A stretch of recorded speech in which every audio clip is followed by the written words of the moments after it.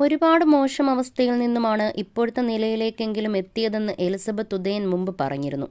Negative കമൻസുകൾ ഇട്ടുകൊണ്ട് എന്നെ നാണം കെടുത്താമെന്ന് ആരും കരുതണ്ട, എനിക്ക് ഓട്ടിസമാണ്, കുട്ടികളുണ്ടാകില്ല എന്നൊക്കെ പറഞ്ഞുള്ള കമൻറ്റുകളും കാണാം.